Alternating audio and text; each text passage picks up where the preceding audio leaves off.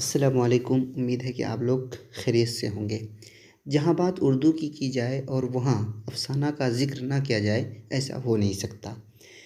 اردو کو زبان کو ترقی کے منازل پر گامزن کرنے کے لیے جس طرح غزل، حمد، نثر ان سب چیزوں کی ضرورت پڑتی ہے، وہیں افسانہ کا بھی ایک بہت ہی بہترین کردار رہا ہے۔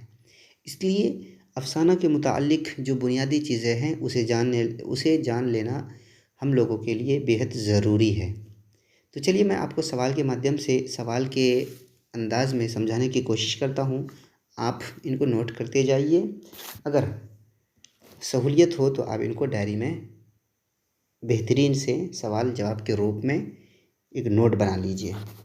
سوال نمبر 1، اردو میں مختصر افسانہ کہاں سے وجود میں آیا؟ جواب ہے مغربی ادب کے زیر اثر وجود میں آیا، یعنی یہ مغربی کلچر کو دیکھ کر مختصر افسانہ کا وجود اردو میں آیا ہے۔ سوال نمبر 2، افسانہ کی تعریف کیا ہے؟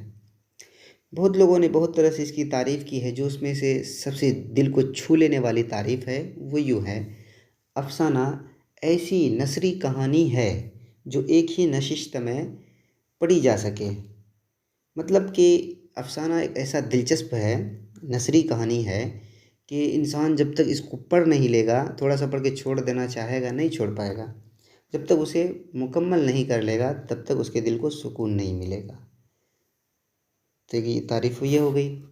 سوال نمبر 3، اردو میں مختصر افسانہ کا آغاز کب ہوا؟ ابھی پوچھ رہا ہے کہ مختصر افسانہ کا آغاز کب شروع ہوا، کب سے اس کی تاریخ کیا ہے؟ مختصر افسانہ جو ہے یہ 20ویں صدی کی ابتدا میں۔ سوال نمبر 4، اردو کا پہلا مختصر افسانہ کس کو مانا جاتا ہے، کس کو تسلیم کیا جاتا ہے؟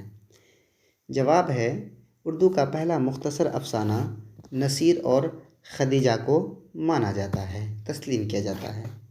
نصیر کو اور خدیجہ کو پہلا مختصر افسانہ مانا جاتا ہے۔ سوال نمبر 5، افسانہ نصیر اور خدیجہ کب شائع ہوا، یعنی کب پبلش ہوا؟ اس کو لوگوں کے درمیان کب اس کو شائع کیا گیا؟ تو جواب ہے افسانہ نصیر اور خدیجہ کو سن 1903 میں شائع کیا گیا۔ سوال نمبر 6، نصیر اور خدیجہ یعنی پہلا مختصر افسانہ کے مصنف کون ہے؟ نصیر اور خدیجہ یعنی پہلا مختصر افسانہ کا مصنف، لیکھک کون ہے؟ اس کو لکھا کون ہے؟ نصیر اور خدیجہ افسانہ کو کون لکھا ہے؟ جواب ہے راشد الخیری۔ سوال نمبر 7، افسانہ کے اندر ترقی پسند تحریک کب شروع ہوا؟ یعنی یہ جو مختصر افسانہ کا دور شروع ہوا تو اس میں یہ دور ترقی کے راستے میں کب شمار کیا گیا؟ تو جواب ہے سن 1936 میں۔ سوال نمبر 8، اردو افسانہ کی تاریخ میں کن اشخاص کو بھولا نہیں جا سکتا ہے، فراموش نہیں کیا جا سکتا ہے؟ اردو افسانہ کی تاریخ میں کن اشخاص کو فراموش نہیں کیا جا سکتا ہے؟ تو جواب ہے یعنی جہاں پہ اردو کا ذکر ہو اور ان اشخاص کا نام نہیں لیا جائے تو ان کے ساتھ ناانصافی ہوگی بھائی، اس لیے اس میں سے چند لوگوں کا نام یہاں پہ شمار کیا جا رہا ہے کہ منشی پریم چند، سعادت حسن منٹو، سہیل عظیم آبادی وغیرہ۔ تو آپ افسانہ کے بنیادی تمام تر معلومات حاصل کر لیجئے، کیونکہ یہ بھی بورڈ ایگزام میں پوچھا جاتا ہے۔